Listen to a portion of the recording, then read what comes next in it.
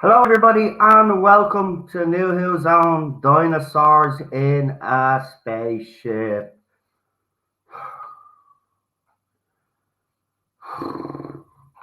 We really have to do this, unfortunately, because he is part of the season.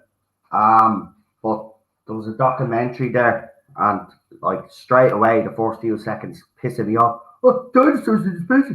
Dinosaurs in space! Dinosaurs in space! All the cast, like, we get it. There's dinosaurs on a fucking spaceship. Anyway, pile of crap. I'll be reacting to the Batman trailer after this stream. Obviously, we went a bit too long last night, and then when I came offline, I just hadn't got the energy to react to it. And then I was seeing people moaning about the trailer and stuff like that. I still haven't seen the trailer because I've been keeping away.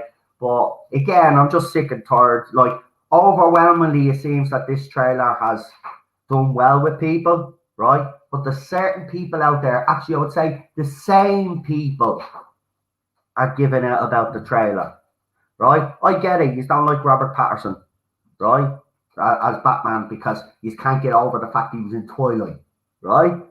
Okay? But the first trailer was great that I saw, and I was hyped. So I'll react to the second trailer later on. Also, I seen as well Lost in Space Season 3, the final season. They dropped the teaser as well.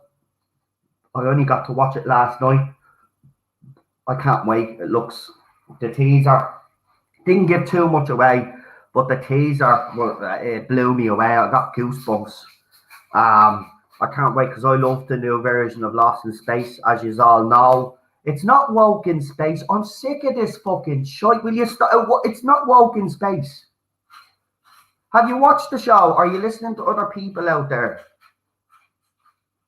Seriously, man, you need to stop all that shit. I don't want that shit on my channel, right, anymore, right? I don't want to hear about woke this and woke that, right? Everything has been woke for fucking decades, right? Seriously, Jesus Christ, man. The fucking show was great. Woke in space. Everybody's just repeating what everybody else is saying. Sick of it.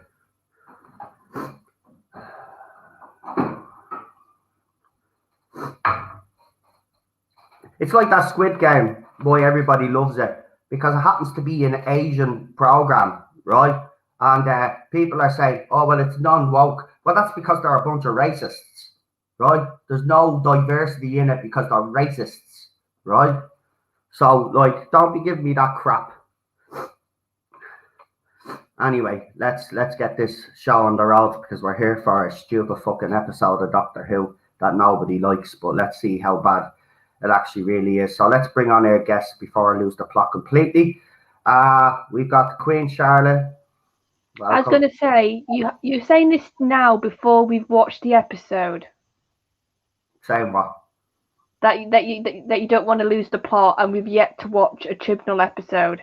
Yeah, well, I won't lose the plot, but I will slag it off because it is bad. I just can't remember how bad it was because I only watched this episode once, and that was when it aired live.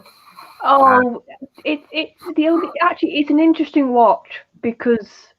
Have you watched it again? You watched it again today, didn't you? Yeah, I watched it. So it's an interesting watch for certain reasons, and I think we'll get into that once we start watching it. Right, fair enough.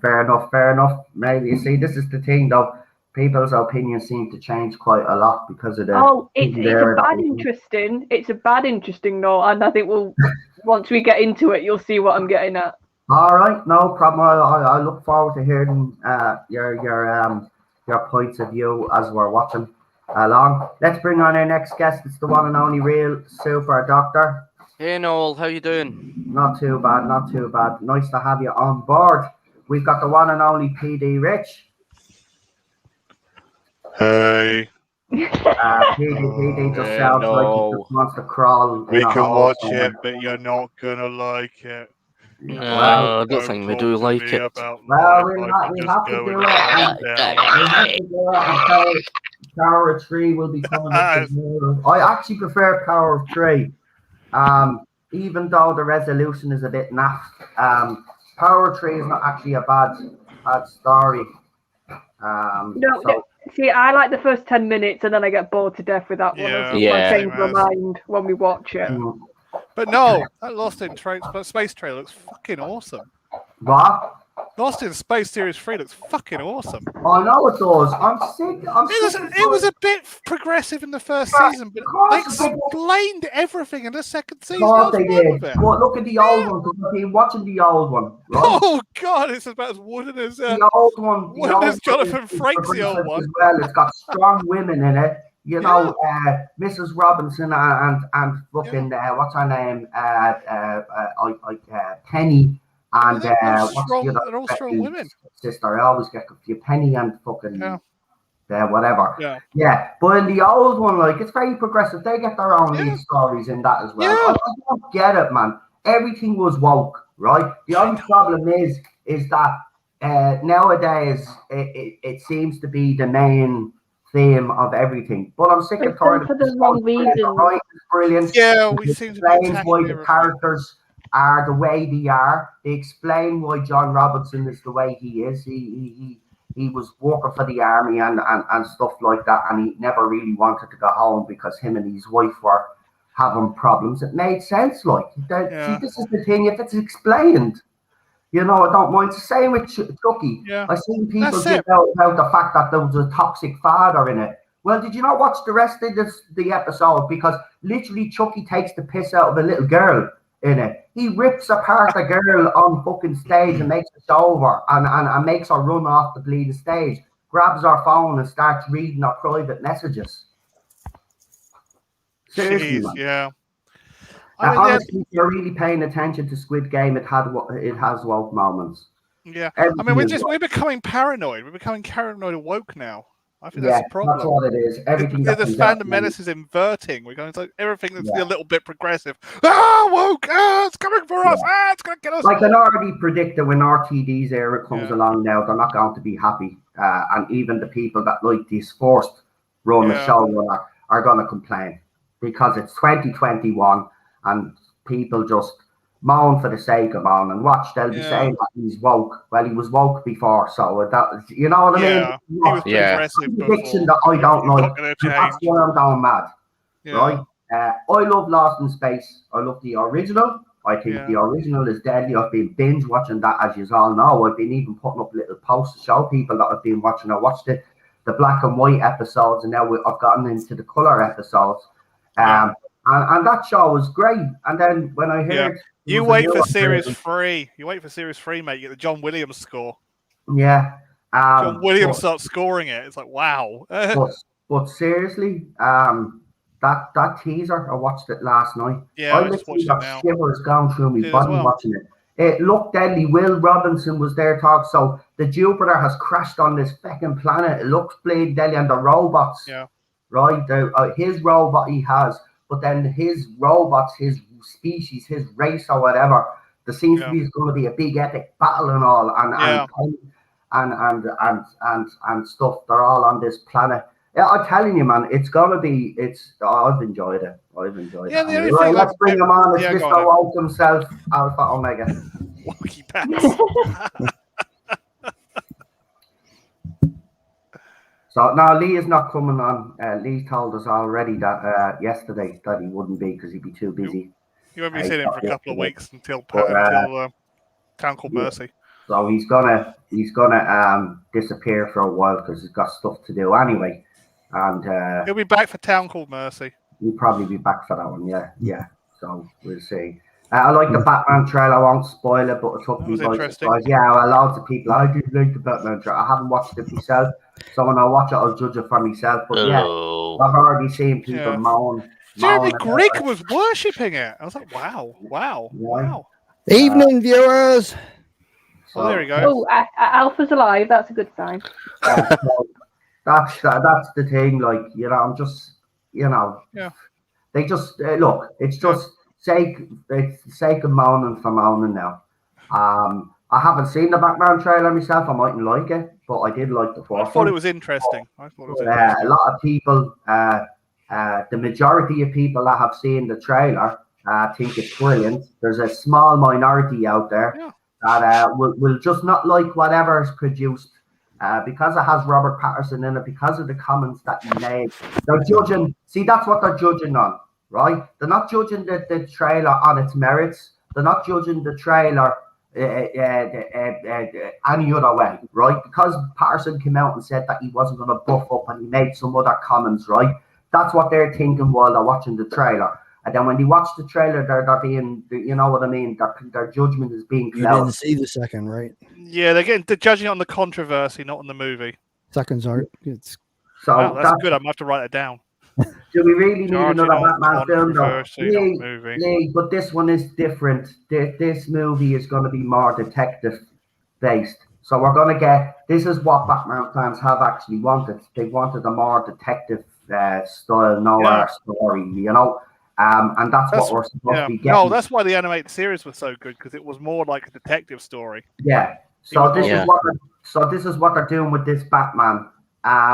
I don't mind it, to be honest. I want to see this story. This is a story that everybody has wanted for years, but they've always done the other Batmans the way they've done them.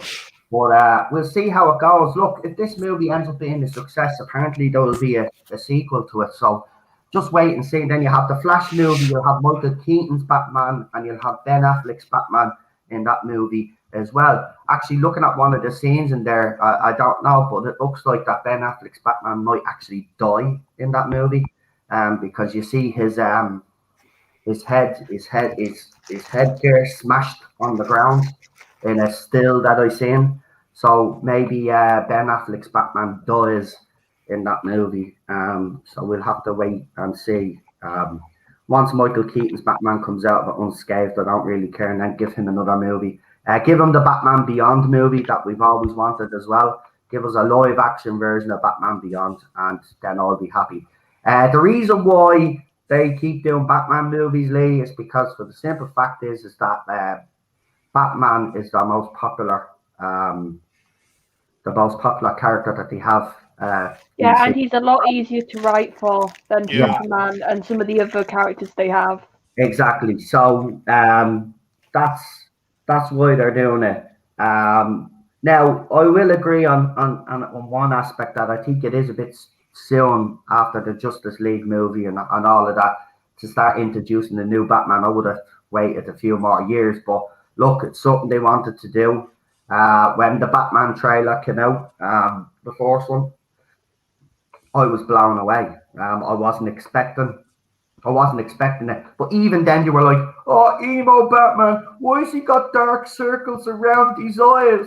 Oh! So you see him take these. He had dark circles around his eyes. Dark circles around every single fucking Batman has in the movie. They're all panda Batman. This is the fourth time that you've seen him take his headgear off and they've left the makeup on, but they call him emo Batman.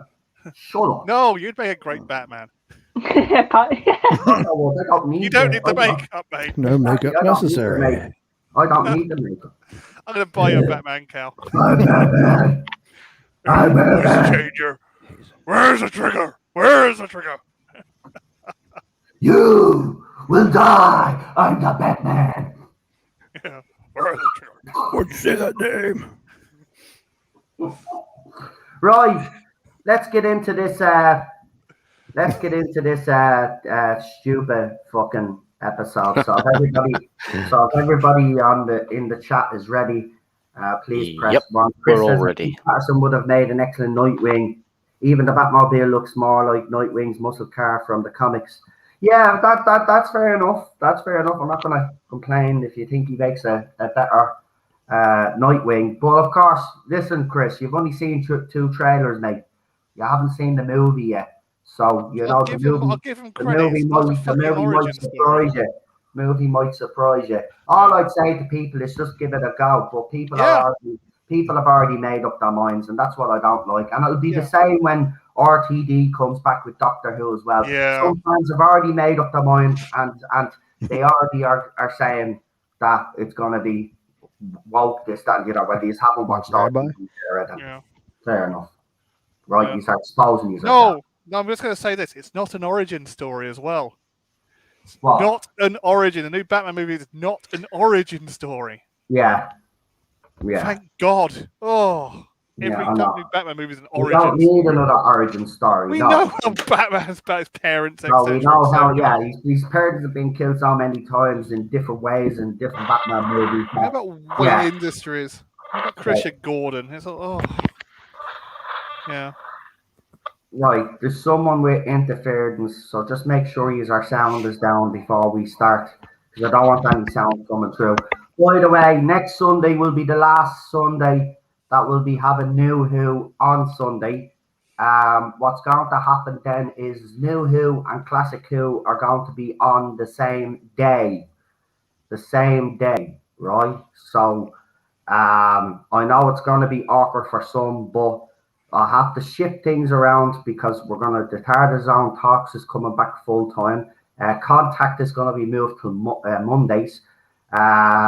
And then on Sunday, then we're going to have the review panels of each episode, as I said. And then on Contact on Monday, then we will discuss it a little bit more along with all the other stuff, because I'm watching Child's Play or Chucky as well, the TV series as well. So there'll be loads of stuff. The Orville also comes out in March. We'll be doing those, watching those. So there'll be a lot of things shifted around. And then 5 months to the Orville.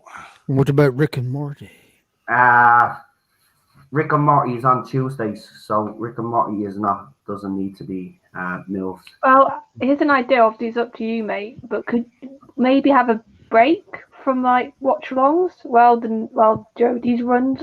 Well, this sixth series. I can't speak. Would it? So you're not squashing them on one day? Could you not just have a mini break from watch-alongs while series 13's on air?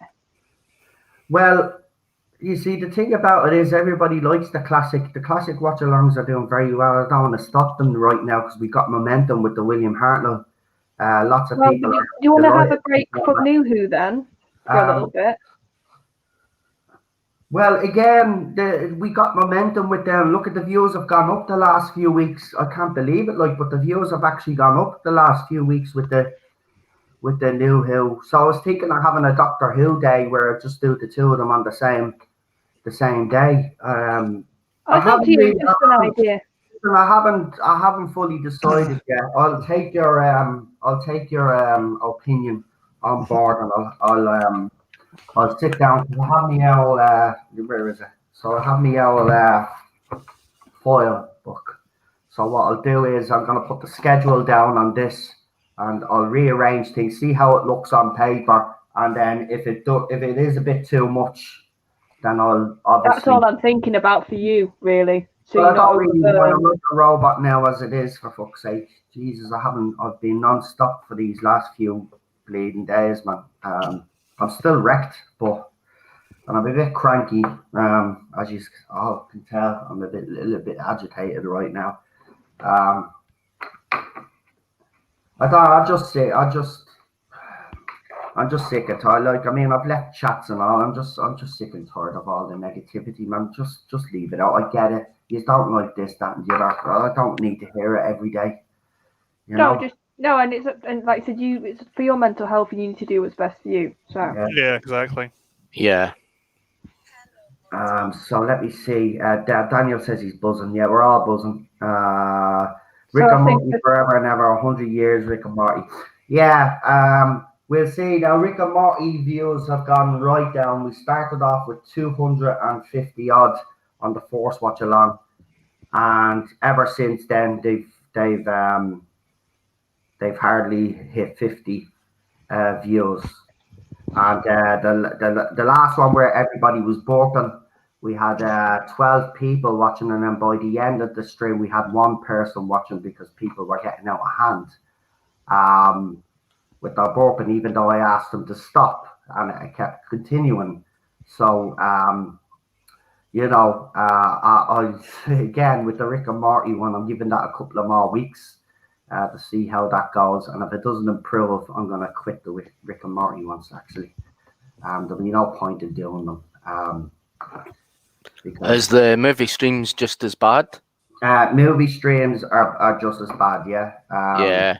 Look, people ask me to do this, right? People ask me to do movie streams, and then when I did them, yeah, the first couple got a number of views, and then after that, then just nobody bothered. Like, I do these things because I'm asked to do them, because people were saying, why don't you do a movie stream? And I did the movie stream, and as I said, the first couple of movie streams did very well, and then after that, then they just nosedived. The more popular videos are the classic New Who watch-alongs. They're the only two popular ones, actually. The rest of them struggle now. And obviously, then if I do come on live myself and I do a video myself, they go through the roof, actually. Actually, I have noticed the ones where I'm just on by myself are the ones that actually do the best. But as you know yourselves, I like to bring people on, and you know, I've always been like that. You're a socialite, no. But Daniel sent me a message that says, I'd love to see more videos of just you, you know, because he thinks that, you know, that he doesn't hear my opinion as much as he used to. So he sent me a nice little message to say, I'd like to hear more of you know. So that's why I've been doing a few more videos of myself, and they've been doing very well. So, you know, I do take advice on board. So we'll see. But as I said, I'll have to really start looking at the numbers now. And because, you know, you come on for 2 hours or whatever it is, and if you're only getting 50 views, is it justified doing 2 hours for 50 views? I don't think so, you know. Yeah. These watch-alongs get over 100 views. Even the New Who ones now are starting to get over 100 views. Whereas before, they were struggling as well. But because I think the RTD era, the new era is coming, people are a bit more excited. So they want to be able to watch what's come before. So when obviously RTD comes along, then, you know, people are getting excited again. And I think that's why the New Who watch-alongs are actually doing well. See, because we got 18 people watching now. On Rick and Morty, we'll have 5 people watching. Right. Yeah. Last week we did start off with 12 people, but because of the burping and stuff that was going on, and everybody acting the bollocks, even though I told them to stop, we ended up with 1 person.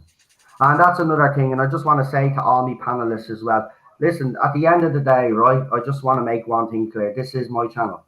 Right. So if I ask you to cut down on whatever you are doing, you know, out of respect for me and the channel and the community, I expect people to abide by the rules of the channel.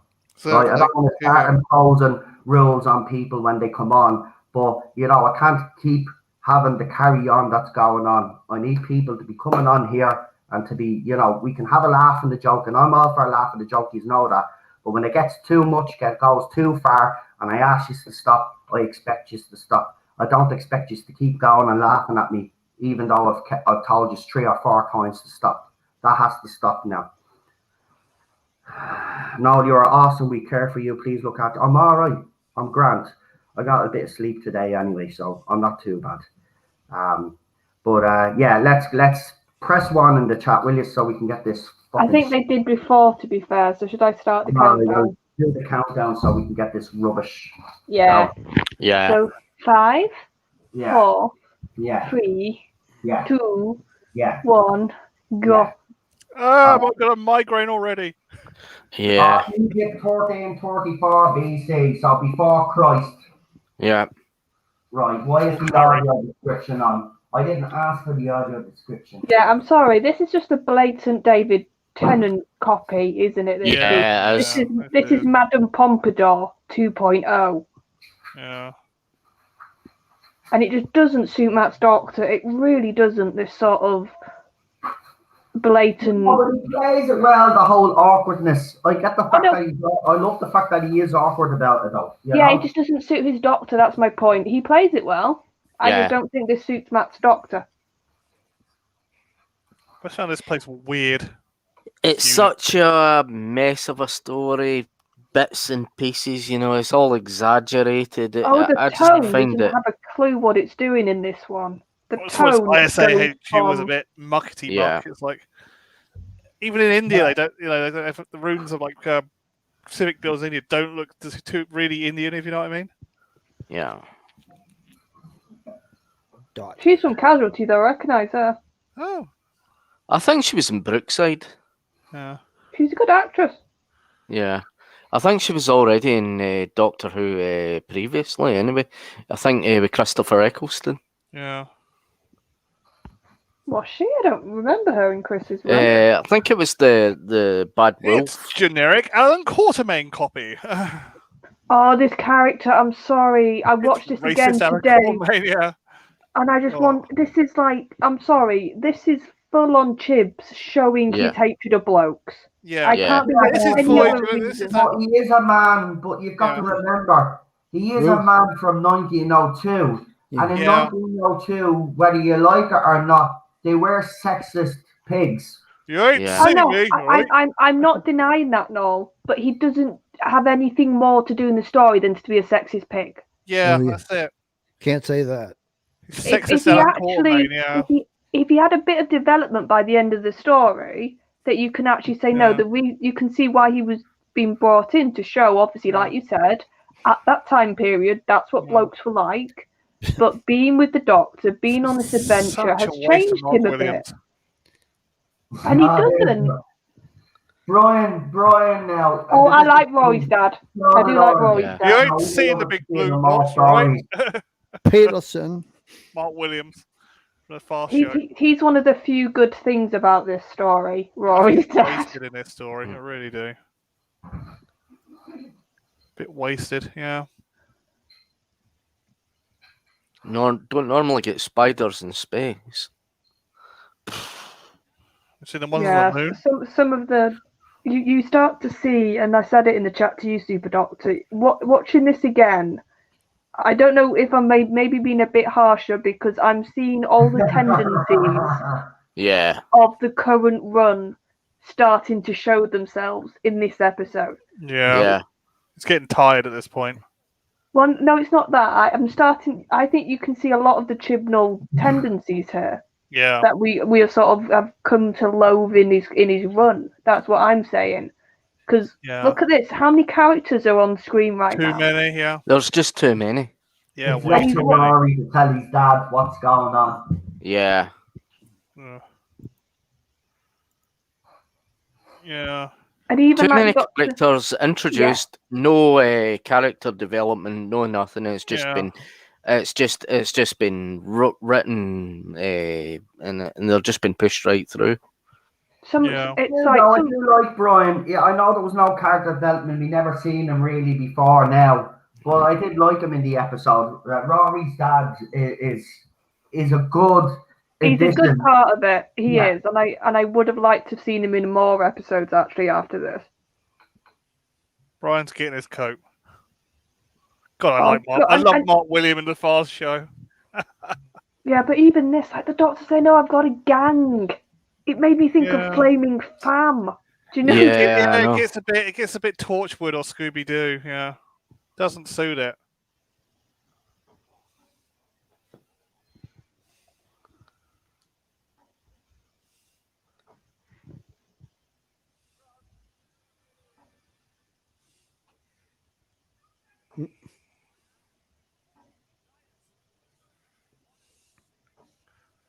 And next week we got snakes on a plane.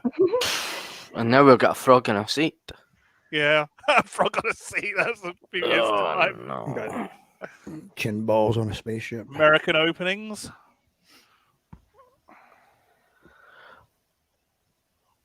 I really just don't like the titles for this. I mean, they're getting blurry and blurry. It's supposed to be because of the pond theme. Yeah. But these are the original American titles, they're not the British ones. They start I prefer the lighter, more text you had last series when it was more blue. Yeah. Look, Chibnall running down corridors.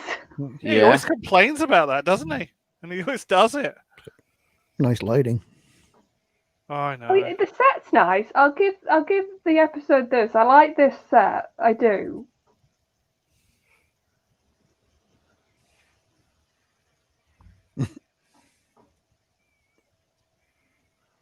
Yeah, that's gonna take care of him. Stop being a racist. He's just like Indiana Jones.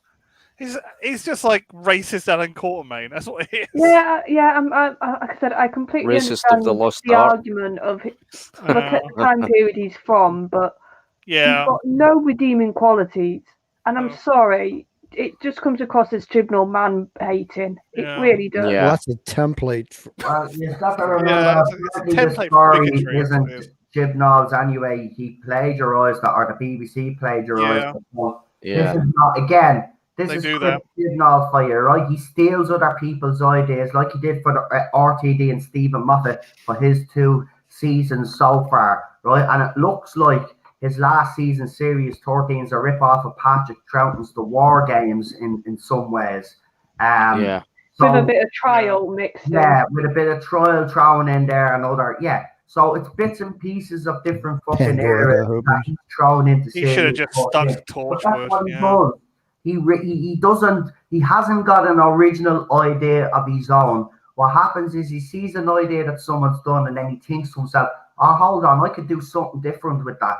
I could put my own Yeah. spin in it," and that's what he's done for 2 seasons.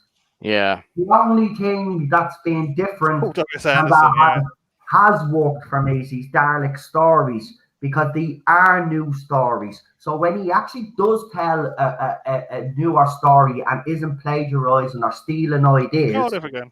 he's actually not bad, because he's Dalek stories, and I don't care what anybody says. You can have his own different opinions on it, but I actually think these Dalek stories, these Dalek specials, if you watch the whole lot of them together, they're actually not bad. The Dalek story that he's trying to tell there is a very interesting story. So I can't wait to see the conclusion of it, because it's not, that Dalek story is not over yet. Oh no, it's going to be part of her special one, isn't it? Oh, and once again, I'm sorry. How many times have we had characters blatantly tell us what's right in front of them? Yeah. So yes, I've got eyes. I can see what's happening in this scene.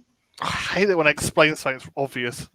Yeah, but there's a point even later on where I So think patronising, Chibnall clicked this. Condescending, And he literally has the Doctor comment on that they're sort of saying everything out loud, and I'm like, that doesn't make it I love okay. the fact that Rory's dad just happens to have a Oh trowel yeah. in his pocket. I know. It's like the last Airbender. I like That's Brian. obvious. I would have loved to see Brian, and there is a lovely moment between Brian and the Doctor where Brian asks him to. Oh yeah, that is a sweet moment.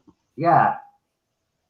That's fine. I honestly think to make this story better, he needed to cut Nefertiti, cut the sexist, and just have Brian. And I think that would have made the story a lot better. You could have had more moments with Brian and Rory. And there's the Fourth Doctor. Yep. Well, I mean, he's not really the fake first Doctor. You know. He played a better Bill Hartnell. See, I quite like his character in this. That's one of the other good things there is in this story. I think he plays a good villain. He does. He does, and you can understand why he's the way he is, kind of, to a certain extent, but you mightn't necessarily agree. But you can, I mean, look, it's... Yeah, like, look, I agree with you, this character, but I do like this fella. I know you don't like the Game Hunter, but I love him because he plays the Strad in Sherlock. The actor's really good. I like Sherlock. And he's a really good actor. He was wasted in this episode. Yeah. He was definitely wasted in this episode. That's why I'm scared to death in Series 13. He's got a Line of Duty actor I really like in it. And I'm like, oh, you better give him something to do, because I'm going to be so angry if you don't give him something to do this actor I like. See, that's the thing. I think Chibnall is gonna. I know I'm putting myself out there, but I honestly believe that he may go out on a high from things that have been heard behind the scenes. That this is actually well written, and the fact that there's only 2 writers and it's been narrowed down. And by the way, the fact that it's Chris Chibnall and Maxine Alderton, so Chris Chibnall's putting more of himself in this. So he obviously, if it goes wrong, he's going to get more criticism. But I've been told I've been told that the writing is far more better than we've gotten in the last few seasons, and it's probably some of the best writing that's come from Chibnall. Now, if that is the case, I will just say it's still 2 seasons too late. You know, if Series 13 does turn out to be good, well then, as I said, the question I will have is, well, how come he wasn't able to do that for the other 2 seasons? Do you know why I think, honestly, no? Was he so caught up in the politic and stuff that he got distracted? Because let's be honest. Yeah, but you know what? I've got a feeling that somebody at the BBC who's like either had something to do with the show before Chibnall, or somebody who was around during Moffat's or even Russell's run, basically almost gave him pointers. Yeah. Yeah. And basically said, here's like the core of what you need to do, go and do it. Because it feels like with Series 13 that almost he's been given more direction, and it feels like somebody outside of his production team has stepped in almost. Yeah, it's like Russell's been giving him tips. Well, that's what I mean. Like, Chris Chibnall will be more exposed this season because he has less writers now, and it's him and Maxine Alderton. Now, I think a lot of fans are okay with Maxine Alderton because they consider her episode The Haunting of wherever you fucking Diodati, wherever you fucking call it. It's probably one of the few decent episodes that we've gotten through this run. So the fact that he brought Maxine Alderton with him, I think that is a good sign, because, you know, there was rumours that Ed Heim and stuff was going to be part of the writing team, and some other writers that he'd already picked. But because of, obviously, it's less episodes and stuff like that now, he's narrowed down the writers and he's had to let a lot of people go. Now, will it benefit Series 13? Only time will tell. We'll find out in 2.5 weeks' time or 2 weeks' time. I hope for the sake of the show he goes out in a hurry. This is such a waste of Mitchell. Willing him to fail yet again. I don't know why you would want him to fail yet again. He's going anyway. You know? So why wouldn't you want him to have one season where he's actually successful? So when he hands over the robots, they're awful, aren't they? It's in a better state. Do you know what I mean? I honestly, the idea of the Sontaran story set during Crimea appeals to me. I know that battle looked deadly, man. Look, I'm not saying Series 13 is going to be great. We don't know, because Chris Chibnall has a previous. We know what his writing's like. But all I'm trying to say to people is, we know he's going now, so we don't have to keep battling and saying this, that, and the other. You know what I mean? We can relax now because we know he's going, right? And I think everybody should go in with Series 13 with kind of not a clean slate as such. I'm not saying ignore what's gone before in the past, because you have to, that's your reference, right? But at the same time, I think you should judge Series 13 on its own merits and see what he does. You know, you never know. The first episode could be absolutely epic, right? It's the second and third episode, as I said, is where he always has the problems, right? Because the first episode of each season, whether you liked it or not, The Woman Who Fell to Earth was very popular with people, and Spyfall Part 1. I agree with you with Spyfall Part 1. I think Woman Who Fell to Earth, from my memory of the reaction to it, unless I'm misremembering, which I could be, to be fair, from my memory it was that it? Like, people expected a lot more from that first episode, and from my memory, people weren't saying it was good. They were saying it was all right. It was just sort of there. It got the viewing figures because of the novelty of the first that's what I'm saying. I'm not talking about the viewing figures, because that's almost, like you said, it's curiosity factor. From my memory of how the story was received, it was received very lukewarm. So, you know the way I've actually called out for people to join the panels for Series 14, and I honestly thought myself, because a lot of people at the start, when I first mentioned it, were saying, oh no, I'm not interested, I'm not going to watch. Well, all of a sudden, the last 2 or 3 days, I've had messages off people on Twitter asking me if they can be part of the panel is Series 13 because after they seen the trailer, they were like, okay, I'm willing to give this a go now. So that's, I was kind of taken aback because, as I said, I've been complaining about all the negativity, but then all of a sudden these people are coming to me, oh no, can we be part of the panel for Series 13? I did really enjoy the trailer and I'd like to be part of the panels. So I've got people I've never been on coming to me and asking me if they could come on and be part of the Series 13 panels. So there seems to be a lot of interest, even though there's a lot of negativity still out there. There seems to be a lot of interest now. Yeah, but I think I was seeing online somebody's done a comparison again of the trailers, and it is down the numbers on that trailer again from the Series 12 in comparison. Yeah, but it's down because it wasn't promoted. Look, see, here's the thing: you take the trailer on its own merits, right? But if you compare it to the other two trailers, it is the best trailer. But why is it? I'm not denying that.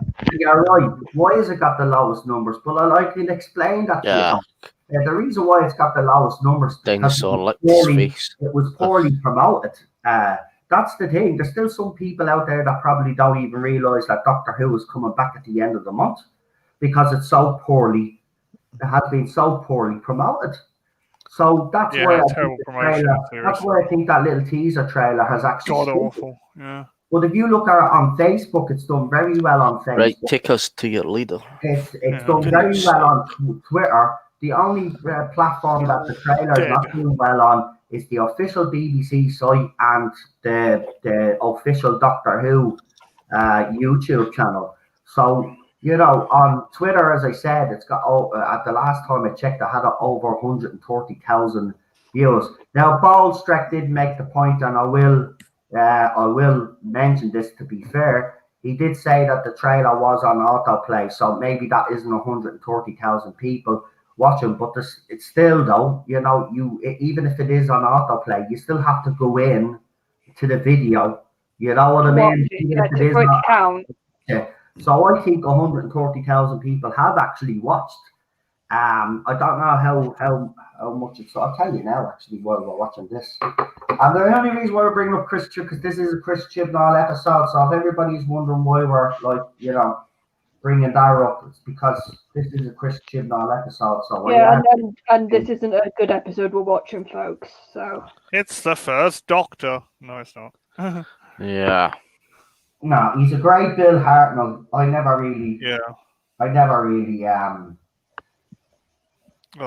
mean, God, I watched Twice such Upon a a waste of Time Mitchell Webb. recently again, just to see. And I have to be honest, it didn't drive me as mad as it did when I watched it at first. But there was just the lines. Some of the lines were just with the Fourth Doctor were just disgraceful. Yeah. Yeah.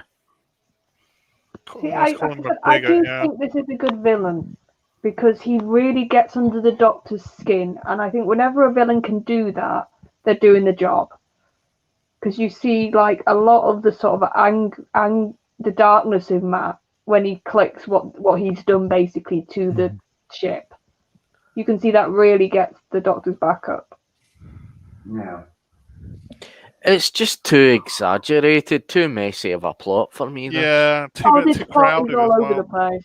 Yeah. This plot is absolutely all over the place. And like I said, waste of Mitchell and Webb as well. Massive waste of Mitchell and Webb. Yeah, but is it really? Because that's the just comedy an episode act, season filler. Yeah. Not even that. Robots, Yeah. This is what I don't like about Series 7 Part 1, though. It's just filler. It really is. Well, you sort of got the problem is you've got the exit of Rory and Amy halfway through, which almost feels like you either shouldn't. It feels like to me a little bit like you either should have had them done at the end of the last series, or keep them for the whole of this series, not halfway through this series, kill them off, and then you obviously have the Clara stuff in the second half, and it almost feels a bit wrong to introduce her at the time she's introduced. Yeah. It just feels so messy, Yeah.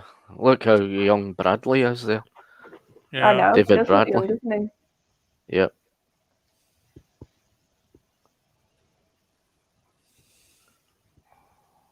It's kind of like 5 episodes we didn't really need, if you know what I mean. Yeah. And suddenly Series 7 kicks off with the snowmen. Yeah, like I said, it really feels like they either should have started with that one or had Rory naming for the whole of this series. Yeah. Yeah, I love that line. I don't respond well to violence. Yeah. So there is some good bits in this, but the overall episode is just bad. I think Bradley's wasted as well in it. And one of the robots' lights broke.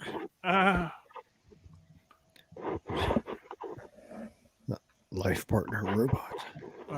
Oh yeah, I think Sudoku said in the chat they're just camp robots. I'm sorry. You could have put anyone's voice, not Mitchell and Webb. Yeah, their voices just don't suit, do they? Yeah. See, this is a nice little scene. This is why It's trying to be hitchhikers. It just isn't working. It is a bit, but I like this scene. This is why I think almost they needed to cut the cast so you can have more moments like this of Rory bonding with his dad. Yeah. So there you go. I had 140,000 views yesterday when I checked. The trailer now has 350,000 views on YouTube, on Twitter. So there you go. It's a smash hit. It used to get millions of views on YouTube. Oh, yeah, but it's been ages since they've got that, to be fair. But it's been ages. Even under Stephen Moffat, the trailers getting, it got a bit stale. I think people forget that under Stephen Moffat, it was already getting stale anyway. Yeah. They blame Chris Chibnall and everything. Here we go. For everything. It's all Moffat's fault. Because the ratings were already dropping because of Moffat's writing. It's just when Chris Chibnall took over and he decided to go the route that he went. It made it tenfold. He wanted to boost the ratings, so we thought, let's shock the audience and go with a female doctor. But it didn't. It didn't work. Sensationalizing. Yeah, it blew up in his face. That's what he tried to do. He tried to do something spectacular, or in his own head, this was spectacular, but it didn't. Spectacular disaster. It looks like. Yeah. Didn't pan out. Now they have to bring back Russell T, who actually had good ratings. So, but even at the end of his run, RTDs, you could see that he was starting to lose ratings as well. Series 4 was the peak, and then the specials. Then you look at the specials he did after that. Then, Waters and Mars did very well, but the other specials didn't do too good. Especially the what was it? That bleeding 2-parter at the end. The end of time. Russell was getting really tired. He was getting tired at that stage. Yeah. Yeah, he should have just stuck to Torchwood. Same with Stephen Moffat. It looked like they stayed a season too long. Well, RTD stayed. RTD kind of coerced him to stay. Yeah, it's like they did with JNT. But RTD should have left after Series 4. Stephen Moffat should have left after Matt Smith's second season, in my opinion. That's when he should have left. But he would have only had 2 seasons, so he wouldn't have left. Obviously, he was going to stay. But even go after Peter Capaldi's 4th season, maybe. Yeah, but I've always got the impression he knew that he was the only one who could write for Peter, because he was the big champion to bring Peter in. So I've always had the impression a little bit. It was a bit of loyalty. He stayed on for Capaldi.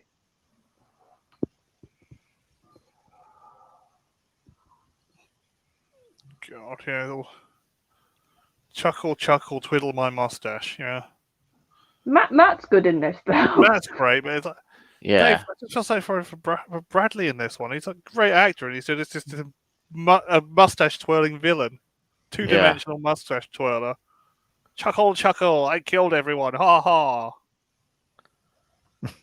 It was I! Ho ho ho! The first Doctor in disguise. Yeah.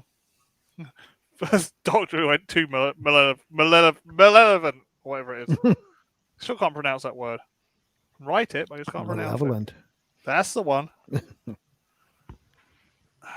Your companion needs a jolly good smack bottom. Yeah.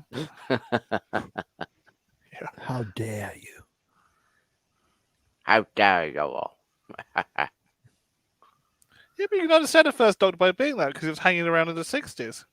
Yeah. So pick up a bit. It's the angles of his face, Bradley. You know, the way he looks in that, it really looks like Hartnell. Yeah. I mean, they should have got him earlier for playing the first Doctor. Yeah. He was good at it. He was almost good as at long it. as Knowles. Yeah, no, Sudoku, I never got that. Why did his scanner thing not pick the Doctor up? I never got that, and I still don't get that. All scanners seem to pick the Doctor up. They pick up his two hearts. How come his didn't? And also, if you think about it, it was designed to recognise like valuable and rare items. I'm pretty sure Time Lord would be rare. I scanned it a little bit ago. It said exactly. Not it'd be the rarest identified. thing in the universe. Yeah. I mean, look at the androids in the caves of Androzani. They picked up the Doctor's two hearts. That's what I mean. Yeah. I remember when I was watching this again, I was just like, no, actually, that's a big plot hole. Why didn't the scanner pick the Doctor up? Yeah. Everyone else is picking him up. It goes Time Lord, woo, woo, woo. From like series 1, also think about Jabe, is she called? She has a little hand scanner, and she sees Time Lord on it. Yeah. Oh, I hate this bit. Oh god. It's a dinosaur. I know it's a herbivore, and like it doesn't eat meat, but that doesn't mean it would literally be a dog, and you could throw a ball and play fetch. I think they're trying to have it as a tricycle. It's just like this is when there's a line for stupid for me, and this crosses that line. That joke was as lame as the episode, I have to say. But it's still a wild animal. Yeah. It's like it's a domesticated pet. Even if it's been on an ark, and even if you want to say the argument is maybe the Silurians' contact made it a little bit less wild, but it wouldn't. The jumping on the back of it. And it wouldn't let people just ride it like a horse. Robot kind of give me a Fifth Element vibe. If you've seen the Fifth Element movie. No, that's one of the many older movies I've not seen. Well, the robots kind of remind me of ones that are in that movie. I mean, for God's sake, look at it now. It's literally a dog. Yeah, I know. Giant dog, Fetch. It's in the script, so that has to happen. Yeah.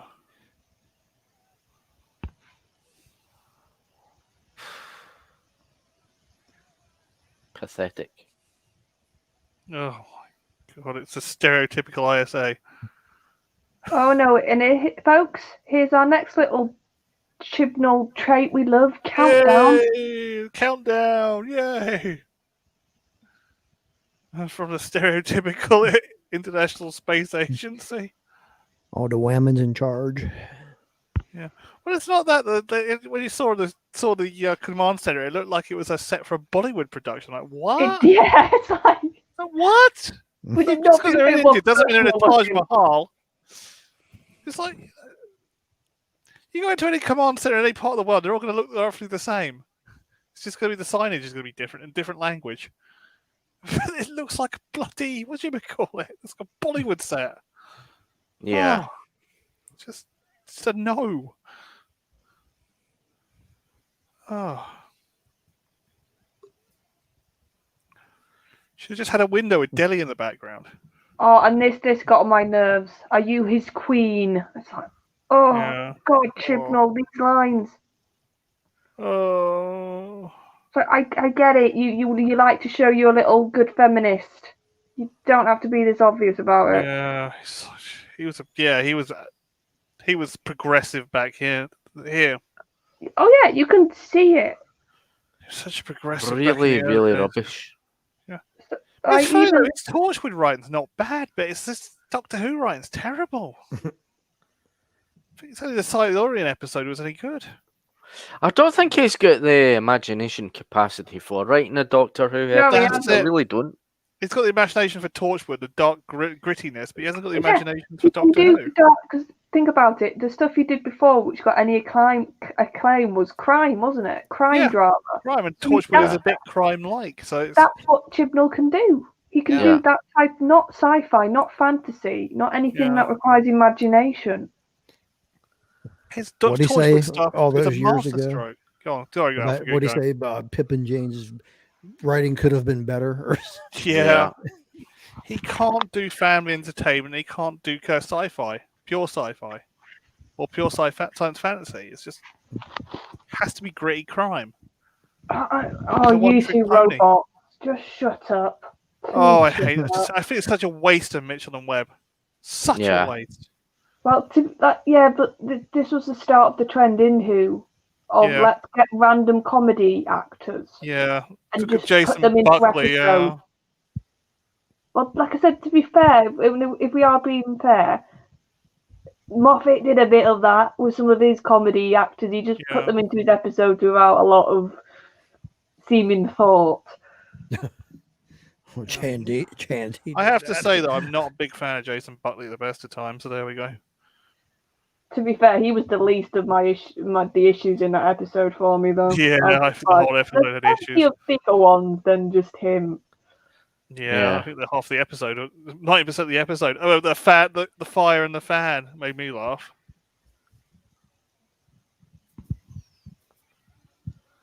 No, poor Tracy.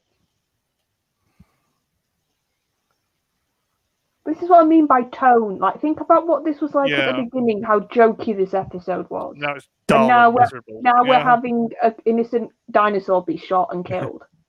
We're having that moment in Jurassic World, Yeah, it's like, really pick a tone. Why? Go with either funny and light and happy or this sort of dark. Like I said, the villain he's a sadistic antagonist. Yeah, that's what I mean. The villain almost doesn't fit this episode, even though he's a good one. I like him, but he just doesn't fit the tone for what... Look at me twiddle my mustache, It's like behind him, he's got two comedy-sounding robots, and he's just killed a dinosaur. It's like, you can't have those in the same scene. No, it doesn't go. And he's supposed to be trying to hit because he wants the dinosaurs. Now he's just killed one of them. He's just hello, Kelly. If you want a rough timestamp, we are 33 minutes in. Yeah. 34 mark. Oh, God. Quartermain started up. Yeah, Daniel, that's what we're saying. He suits Torchwood. Now Bradley's turned all into Darth Sidious. Do it. I'm Darth Sidious now. Oh, God. It's just such a... It's like crossing Boba Fett and Darth Sidious. It's like, oh... What did you expect to happen, love? If you told him not to touch him, he's just killed something. Yeah. Do you think he was going to be nice and not do... Oh, God. I think wasn't there a prequel to this one? No, apparently there wasn't. Dave had a look in the chat before. Oh, okay. It's the next one, Para 3, I think it's a prequel too. Sorry, I made a TARDISode.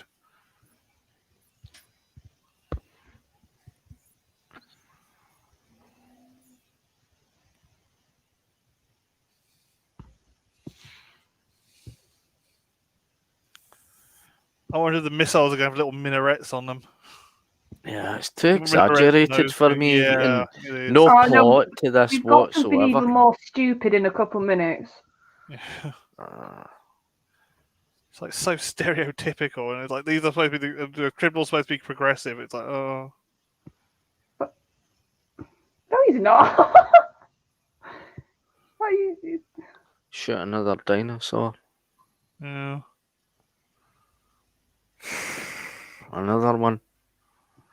That's not a bad shot. That's not a bad shot. No, I'll give it that. I think the CG's had a good thing in this episode. And I do like the sort of ruthlessness of the Doctor near the end of this. Yeah. It's almost like a bit of a throwback moment almost to me.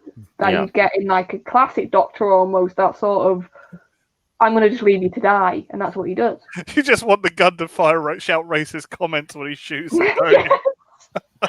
Mix with a bit of sexism. You should have had like a Zulu manservant following him around. Yeah. Oh, it's just so stereotypical in this whole. Everything's so stereotypical in this whole episode. It's an episode of stereotypes. It just So is. it's like I said, if he wanted to have a person from a time period, fair dues, but he needed to do more with him. They did nothing with them, did they? Got generic Alan Quatermain and got Nefertiti and did absolutely nothing with them. Nefertiti. Okay, When I've got Amy a and Rory question in a could- minute about this scene, because there's another massive plot hole. Oh yeah. The whole episode's a plot hole. No, but okay, so they've established you need two people that have genetic link. That's been explained. I've no issue with that. How on earth does Brian know how to fly a spaceship? Exactly, yeah. I think you said the last time we watched he's a normal bloke. How on earth is he going to do this in a minute? Rory makes sense because he's been with the Doctor. That makes sense. Yeah. I don't know. Ray did it. She flew the Millennium Falcon. Yeah, but no, Rory, Rory's dad, who we've established. Ray was the bestest ever. Yeah, but it's not like. I And know. think about it, we've established Rory's dad, the most exciting thing he does in a week is go to golf. Yeah, he doesn't play flight simulators or anything. He's never There's showed you nothing that. to explain how he can fly in a minute. And you seem to do it quite well and without any at least have him have a few lines about, I might have got that wrong, or have something to sort of make it a bit more believable. Yeah. This is a bit like a David Tennant ending, isn't it? Like, best not to ask these questions.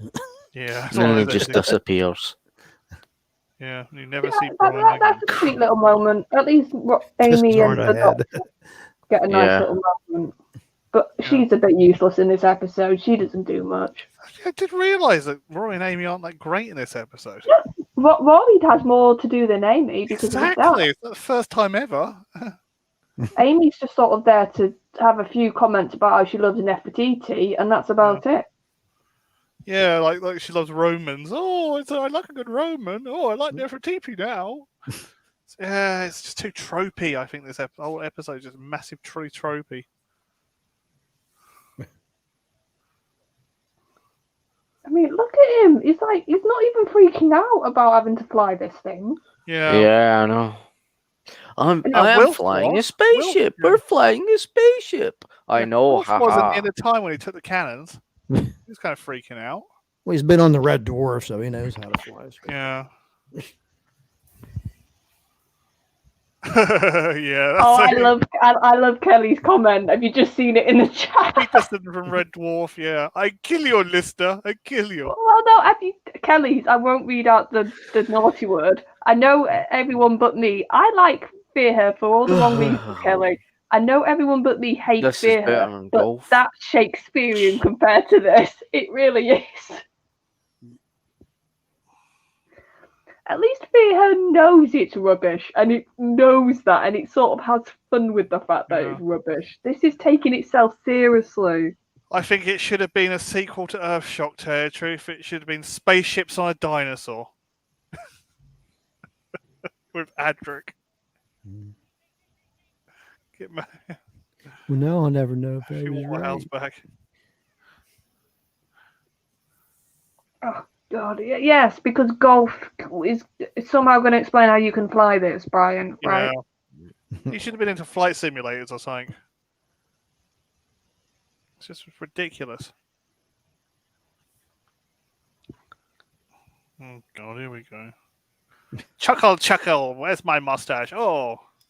Yeah, and it's so of course then you can get her big strong woman moment. Yeah. Yeah, there we go. Yeah. It's just a lump of tropes this episode. I think I realise exactly why I hate it now. Told you, it's all of Chibnall's worst tendencies showing themselves. Yeah, and it's like a mishmash of ideas stolen from other things and monsters and that, and it's just all put together. No wonder he based series 11, 12, and 13 on Star Trek Discovery. Because he just wants to nick off Alex Kurtzman as well. Yeah, and now in series 13, he's trying to be Marvel.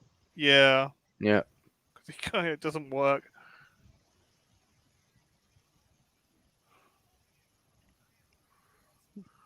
Okay, I will be fair. This is the one bit of writing, proper scene work that I actually like, because the Doctor is actually not giving him a chance here. He's because of what he's done. He's saying, "No, I'm going to just leave you because you're not worth saving," and that's a rarity.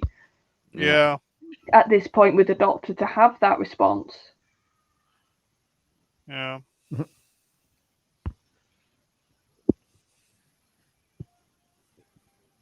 The green dodecahedron there.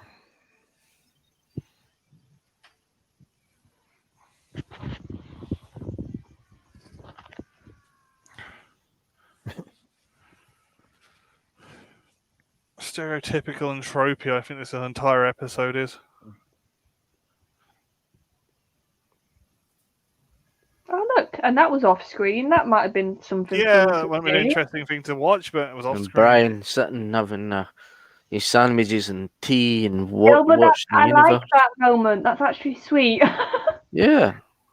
And actually you can see his development, that he's gone from being this very stay at home, not go out a lot, to he's actually experienced the universe now.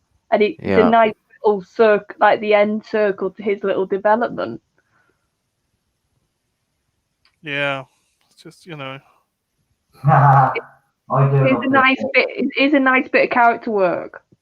Best bit of the episode, I think. He just wants to see the planet. And I like the the direction here. It's a nice shot to go over the top of the TARDIS and to. Yeah.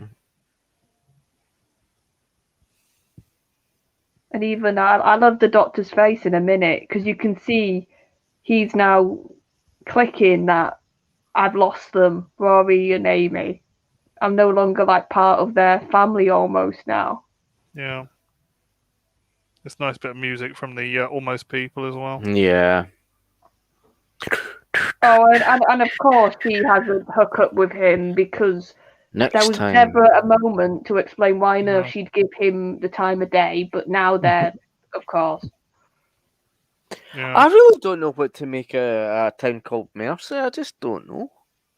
See, I think that's a really good core story. It's just the way it's done, from my memory of it. Yeah.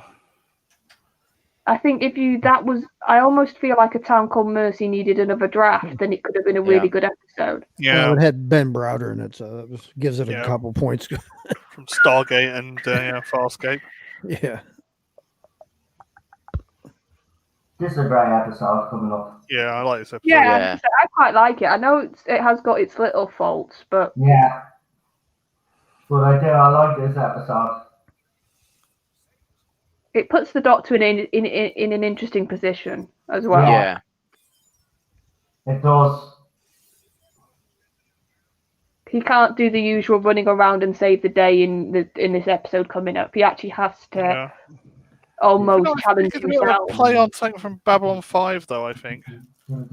Town Called Mercy. On a Babylon 5 episode, but it's still good. It's still a good episode.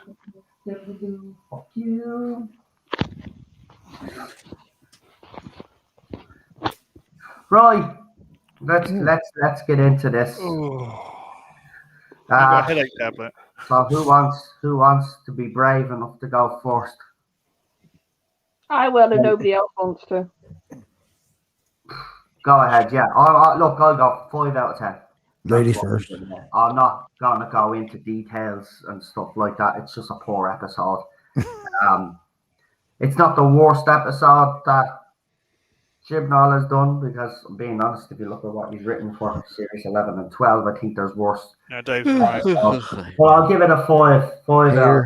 I'm just being generous, because there are some good scenes with Brian. I do like Rory's dad in this episode, actually. I think he's the highlight for me, really.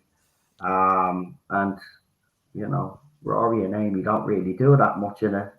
As someone pointed out in the panel, Rory does have a lot more to do than Amy does, but you could have left them out of the story, really. You could have left all the characters out of the story and just have the Doctor on. Yeah. And it would have worked. It probably would have worked better. And that's the thing. If you're saying that about an episode, well, you can get rid of all the other cast members and just have the Doctor. That's what should have happened. So 5 out of 10 for me. Go ahead, Charlotte. Yeah, I'll quickly get through the bits I liked because I'm going to be moaning afterwards. Like I said, I agree with you. Brian is one of the best parts of it. The actor, I don't know the actor's name. I know him as Ron Weasley's dad in Harry Potter, and he's a very charming actor. He's always Williams, he's always quite good. Good See me, oi. Whenever he's in anything, so he's a nice highlight.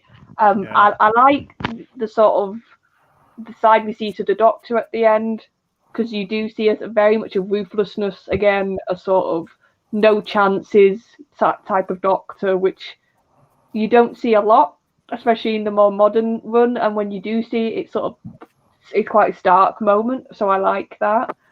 I think, the villain, even though he didn't fit the tone of the episode, I think if he was in another episode, he would be really good, because he is sort of that sort of sadistic. He is that unlikable and unredeemable. And I think Bradley played him really well. There was moments when he was a bit villain of the week, like mustache twirling, but he was a good villain, I think, in concept. I'm trying to think. Some of the shots were pretty and some of the sets were pretty. And I think if they would have had more time with the dynamic of Rory and his dad, I think that would have been good. But to sort of add a bit and to what you were saying with the faults, there's way too many characters. You're seeing once again, we didn't know it was going to become a trope, but a trope of Chibnall, which is chuck a load of characters in a story, so a lot of them suffer development-wise. Nefertiti is just there to sort of be, like, we sort of joke, your strong woman almost near the end. She's sort of... Yeah, she's the counteractive game hunter, basically. Yeah. He's a feminist of her time and he's a sexist of his time. Yeah. The problem is... Demons and angels, isn't it, really? Yeah. Both of them don't have enough time to develop, so they just become caricatures. Yeah. Especially the game hunter. Like, I understand from the time period he would have those views. But if you're going to have a character like that in your story, you need to do more than just point at them and say, look, isn't he funny? He's a sexist. Yeah. You just need to do more. And that actor is really good. Like, we knew him as Lestrade at that point. I think he'd been in Sherlock. So it was a waste of a really good actor. And I just, like I said, too crowded. The tone went from one extreme to the other. I really think you can't have happy, jokey like that start and then have it as dark as you got near the end of the story. Like I said, and the sort of the dialogue you're starting. This is when also I realised how much, even at this point, he was telling you what was happening on screen with the characters. Yeah. And it just gets tiresome. There's plot holes, like I said, like the dinosaur, I don't care. It shouldn't act like a dog. It's still a dinosaur. Brian shouldn't have been able to fly that ship. It was never explained. Even the Silurians, like, it was never really explained why they had the Ark. It was just sort of a couple of lines of not much dialogue. So there's a lot of stuff that just felt like it was there because it needed to be for the plot to happen. And we've said this about his run. There's probably more, but it's just a bad episode. So because of the bits I did like it, I'll give it a 4. Fantastic, Charlotte. Real super Doctor. I'll give it a 2 out of 10 because I thought it was just too messed. It was too. It was like everything was all thrown into a kind of blender and that, and every kind of idea and all that. And then you opened the blender up and threw it on the counter, and just wherever everything lay, that was it. There you go. There's your story. Yeah, I get Yeah, what I know. Yeah. It's just not a kind of story I kind of like. I like a kind of story when there's some when the companions kind of relate to each other. There was a wee bit in that in it, but it wasn't much. But Brian was Oh, good at no. it, good at his role as the father. But in at the end, it shows them that he's come over his fear of traveling and he's went abroad and all that and. You can see the postcards in the fridge. That was probably the only bit I liked of it, and there was nothing else. I just thought the episode was just a whole a huge mess. Sorry, what did you rate it? Because I went off there. 2 out of 10. Okay. Who's next? PD Rich. Okay, I just thought it was a bit of a mess. I thought it was too tropey, too generic. Didn't like mustache. I love Bradley as when he plays the first Doctor, but I didn't like a mustache twirling villain. Oh, I didn't like that. Oh, I am doing this now. Look at me. Oh, isn't I brilliant? But there's no explaining any of the backstory whatsoever. As Charlotte said, Dinosaur suddenly turns into a dog. Generic Yeah. Indian command center that looks like it's from a Bollywood movie. Even though it should have been a window with an Indian city in the background, or even a Taj Mahal in the background. It just looked awful. So tropey, strong female whammon. 5 or 6 companions running around doing absolutely nothing. Mitchell and Webb were just so badly used, it was unbelievable. I'm going to give this 4 poopy Chibnall shits out of 10. No problem, Arthur. Well, I'm going to disagree with everybody. I'm going to say this was his best story. I think it's well written and well acted, and I'm lying. And this is a bunch of crap. Taking your pills Yes, we never go Alpha. No, this is disjointed and a piece of garbage. I'll be generous. I'll give this a 4 out of 10. Fantastic. Does everybody in the chat? Did everybody? I forgot to say it to you. Please want to try use our ratings in before we finish up because remember I'm going to be reacting to the Batman trailer soon. Batman. Take a bit of a half an hour break and then I'll be back. You'll like it. What? You'll like it. Like Yeah, what? that was interesting. You'll like the trailer. Well, we'll see, because a lot of people have been complaining about. As I said, Jeremy from Geeks and Gamers loved it. I liked it. Yeah. Yeah, Mr. H also, he loved it. So I've seen a lot of positive actually about it. Yeah, I think there is a lot of positivity, but there's the usual suspects. There's a few of them that are just complaining because they've got nothing better to do. Chris Persia just got blind eye turned into an Indian call center. So garbage 4 out of 10. Dave gives it a 3 out of 10. Does anybody else? Chris gives it a 4 out of 10, and he says he's being generous. Yeah, Garbage gave it. I think I gave it the highest score this week. What the fuck is going on here? I normally not score episodes the lowest most of the time. I can imagine if Lee was on. Daniel gives it a 1 out of 10, and the 1 is for Brian. That's fair enough. Garbage gave it 4 Chibnall poos, I think he said. Yeah, I've seen that, yeah. Sadako gave it a 4 out of 10 as well. So 4s and 5s out of 10, it seems to be the average. But yeah, I think a lot of people were just being a little bit extra kind for some weird reason. I don't know why, but we are. But yeah, I mean, no surprises really. I think it is an awful episode. I mean, I do think the Power of 3 is a better Chibnall.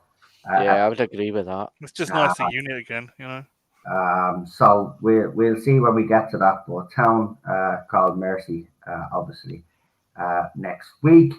I just seen. Now I know I was complaining about, but Great Britain News actually have an interview with James Dreyfus, and he talks about how Big Finish basically dumped them. Go and watch his interview. The full interview is there for you to go check out, and you'll see why this man he explains why he was let go. And if it's happened the way he said it's happened, well, then I'm very disappointed in the BBC, and I'm very disappointed in Big Finish. They didn't even tell him; they just erased him.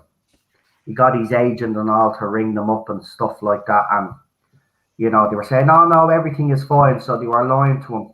Yeah. They were lying to him. They basically did the same to Christopher Eccleston. So it's not like we don't know the BBC can just dump people when it suits them. Yeah. So where's that? I've seen another score there. Hold on. Kelly gives it. The 2 is in my 2 is for Brian, David Mitchell, and David Bradley. That's fair enough. All those badly used actors. Badly used. But it's called Great Britain Views. Yeah, Great Britain Views is right. But I have to say that interview and whoever is interviewing them actually interviewed him decently. So, and he had a live studio audience there as well, which was a bit of a weird one for a news channel. But there you go. They've done an interview with James Dreyfus, and he got sacked because he signed a letter in support of J.K. Rowling, and apparently Stonewall. He wrote them a letter to say, let's talk about this. Let's all talk about this like adults and stuff like that. And they also, So Stonewall Mafia, you want to see, how people are treated within the BBC. If they step out of line according to the BBC, then you'll see how they're treated, and they're not treated very, very well. It's a news channel. You get it on your Skybox. No, but Daniel, they have a YouTube. They do have a YouTube. Do, so if do you want they? to find it, it will be on YouTube. This interview, I suspect. Yeah, if it's not, then you can check out the news channel. I'm pretty sure they'll repeat it. So yeah, that's it. Dinosaurs in the spaceship. We're done. Not the greatest of stories, I have to be honest, but there you go. We got it out of the way. We have 21 people watching. So even though it was a bad story, we maintained our audience tonight. That's good. So as I said, even though some of the episodes are bad, the new Who watch-alongs are starting to gain momentum, which I'm delighted for, because what we really wanted, Well, I know we originally started off with RTD, but when all that stuff happened with Noel Clarke, I just couldn't in good conscience sit there and watch Noel Clarke in scenes, knowing what we know, if it all ends up being true, of course, as it was pointed out to me yesterday. It doesn't matter what my personal feelings are. Obviously, we have to wait until we see if there's any official investigation going to be done. But we decided then to go with the Matt Smith era and start there. And, they've started to gain momentum now. So I'm delighted. Because I do think after we get past this kind of crap this season, it does get a little bit better. And then, of course, then we will be doing Peter Capaldi. And it'll be interesting to see how people react to that. Because I do love Serious 8. So I'm probably going to be having rows at the own panel when we get to probably me. I know a lot of people don't like Serious 8. They don't like the way Peter Capaldi's Doctor was portrayed, but I do. I just wish the Capaldi was all right. It's the rest of the series was awful. Stephen Moffat had stuck to his guns, fucked the kids, and had have continued season 8 the way he had the Doctor and continued that into Serious 9, but he didn't.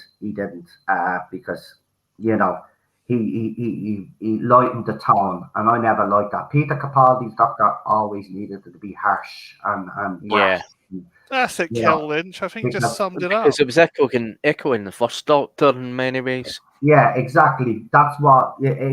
Exactly. And then it would have made more sense then when we got to the very last episode, Twice Upon a Time, and you see the mirror of the two of them. So you've got the 12th Doctor and you've got the 4th Doctor, but they're basically identical characters because none of them wanted to regenerate. That scene would have made more sense if they had stuck with the Peter Capaldi of Serious 8.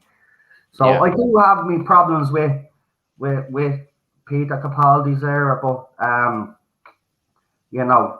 will say one thing. I think we get better stories. I think some of these stories, even the ones that are criticised unfairly. I think he's a terrific actor. Even what's that Robin Hood episode? The robots of Sherwood. Oh, Robots of Sherwood. Don't get me wrong, that's not as bad as people make it out to be. No, I'm going to be fair to you, mate. I hated that first watch. Maybe I'll change. Yeah, First Yeah, I watch, was the I same. hated it. like I think the banter between Robin Hood and the Doctor is actually great. And I have to be honest. I think that's the best bit. Yeah. Yeah, I'll fight you yeah. with my spoon. But there is some great scenes in that. So I can't wait until we get to Peter Capaldi. For me, what ruined Capaldi's era was Missy and Clara. Well, that's fair enough. I don't like Clara myself. You know how I feel about Missy. But I've kind of like softened my stance on Missy. I still believe that she shouldn't have She's better in played Series 9. the Master, the female version. Of the Yeah, Master. But they done it. Much better. And to be Hopefully quite Series honest 9. with you, she's a terrific actress, and she threw herself into the role, and she did well. Look, I've softened my stance on her over the years. I do love her as an actress, by the way, Michelle Gomez. Still Gomez, yeah. yeah, she's She's a very good. terrific actress. I mean, she's in some old TV shows that I was binge watching when Lee had given me permission to use his BritBox. There's a couple of shows on there where she first started off until she has a couple. I forget the name of the show. But I was watching her. She was even brilliant in that. Well, she's the head teacher, yeah. She's a terrific actress. Yeah. So in fairness, people will always have the same. Will have the opinion that they believe the Master is a male role, but some people have actually said it. Well, and Lee is one that will bring this point up. Well, the Master is kind of the master of disguise and stuff. So it makes What sense. is the ultimate disguise? Change. Yeah. So in a way, if you look at it from that point of view, it makes sense. Again, I'll watch again. Look at, as I said, I've been watching Peter Capaldi's era, and Missy obviously features, and I have to say, I really enjoyed her performances. So she's actually brilliant. She's a lunatic. But yeah, we'll see. We're near the end of this era anyway. We're getting this Matt Smith This era. dire era, yeah. We're getting close now, and then we get on to Peter Capaldi. Right, gonna leave it there because I'm gonna take about half an hour break. I'm gonna have something to eat, set up. As soon as I finish here, I'm gonna set up, and then I'll be back to react to the Batman trailer that has been released, and then yeah, that'll be it. So give me around. I'm gonna set up the stream as soon as we finish this one, and it'll be about 20 minutes from now. I just want to raid the freezer and the fridge and see what I can throw together for dinner, because the freezer is full of fucking frozen fruit, man. So I have to take it all fucking out, check the back of the fridge and see if there's actually fucking fish left, or did Cheryl eat all the fucking fish? By the way, she cooked for herself yesterday because I was doing the streams, right? And around 3 o'clock in the morning, she comes out to me and she goes, "Oh, I'm sick. I think I poisoned myself." And I says, well, then obviously you didn't cook the fish. Well, you should have cooked the fish. It's your job. It's your fault I poisoned. But Something wrong with technology, yeah. But Jesus Christ, man. I was like, that's not my fault, man. That's you poisoned yourself. You cooked your own fish. There you go. Yeah. So, I do all the cooking normally in the house. But she cooked for herself yesterday. It won't be happening anymore, I can tell you that. Because she nearly poisoned her fucking self. See if you get an air fryer. I mean, these things cook things in minutes. I know we were supposed to get an air fryer, Yeah. but it never bleeding happened. I don't know what happened there, but our parents did send us money to get an air fryer, but I don't know what happened. I think we needed something else. Something broke, and we decided to get TV, that. yeah. No, we got that. I got the TV broke, but I managed to get that TV. One of the neighbours gave me a little TV. Oh, that's cool. Yeah, so we didn't have to buy a TV. But it's a little small fucking TV. I don't have a big, huge flat screen right now at the moment. But there you go. PD Rich has put the the link to that YouTube interview with James Dreyfus. And if you could throw the links to everybody's channel as well. I am. It's just my folders are... Well, the Windows update the other day, and all my folders are going to wrong orders again. So we'll wait for PD to do that. And as soon as I see the links start going up, then I am going to play the trailers. Okie dokie. I found the damn thing. Thank you, Microsoft, for that update. I really appreciate you screwing up all my folder layouts. Who's eating? Me? What crisps are you eating? The prawn crackers. Oh, you're eating prawn fucking crackers? Yeah, I had prawn crackers a few weeks back when we got a curry, man. Ate the curry, left the prawn crackers there, and then I got a bit peckish. I just grabbed the bag of fucking prawn crackers. Just so bloody more. Down and just start eating the prawn crackers. And they're quite good. Man, but they don't half give you gas. And you don't half like upset your stomach after a while. That's if you eat too many of them. That's my problem, because they're so addictive, and I love eating with prawns. What happened there? Who did we lose? Alfred's gone. I don't know if he went or he disappeared. Because I plugged him, that's why. See the sweet and sour and the king prawn and the batter? Oh, that's brilliant. Right, anyway, we're going to finish up now anyway, so we'll leave it at that. PD Rich has put all the channels in there now, so we're going to leave it there. So that was all in about 20 minutes, half an hour from now. I'll throw that link up. We will be reacting. The trailer will be on the screen, by the way. So the video won't be monetized, but I just want to do a reaction to it because, it's a movie that I have been interested in. When I reacted to the first trailer, but obviously I wasn't on camera.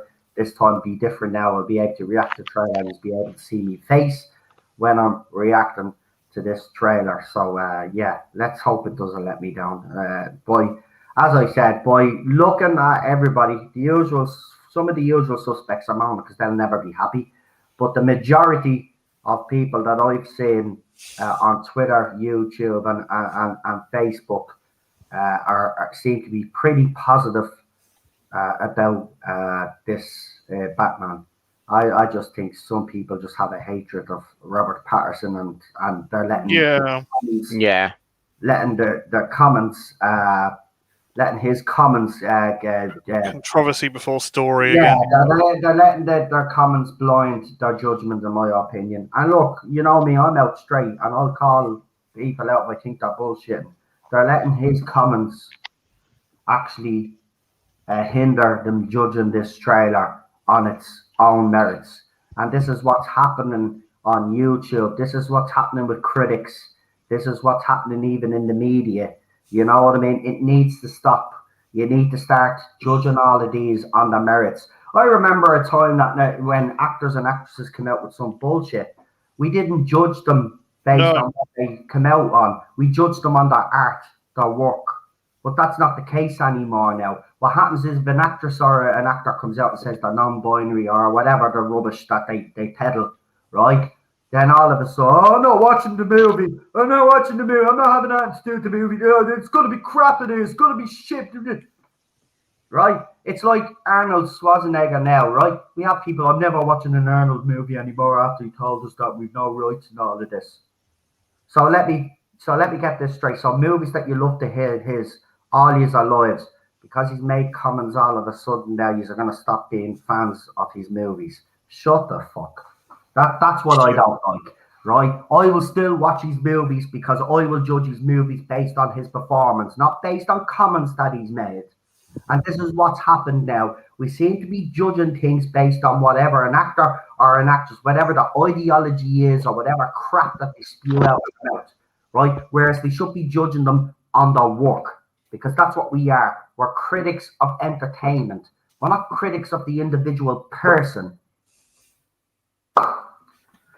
That's where I stand, and that's why I will judge Series 13 on its own merits. I don't care what Jodie Whittaker said in the past. I don't care what Chris Chibnall has said in the past. At the end of the day, this is a clean slate. It's Series 13, and I will judge it based on the writing and the stories and what they do in that show. That's it. I don't care what she says now. She did the bleeding Graham Norton interview, and she came across, and even people saying that the audience seemed to be a bit cold towards her, Lenny Henry. Yeah, of course, because they come out with some stupid statements. But at the end of the day, you have to put that to a side and judge the stories and the series on its own merits. Doesn't happen anymore, though. We'll see, though. We'll see how it goes. Oh, I think I'm going to be clashing with a lot of people when Series 13 comes along. Alpha's come back. I don't know why he's come back, because we're finishing now.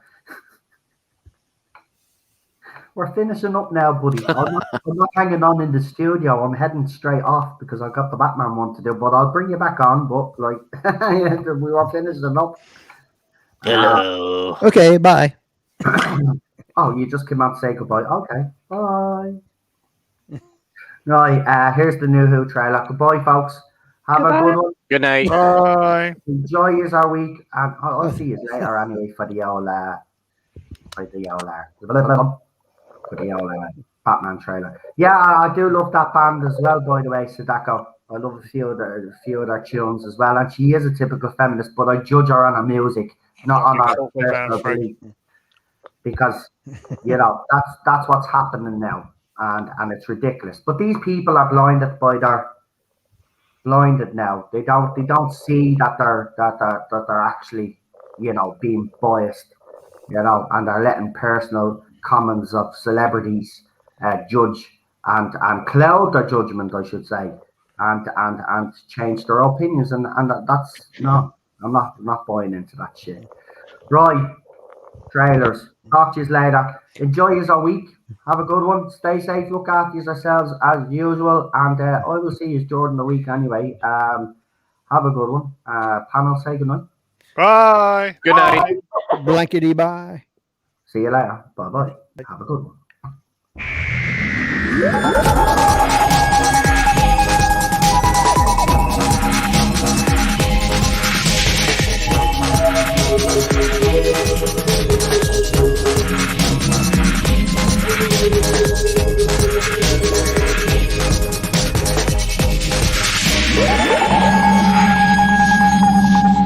Why not? Just at the end.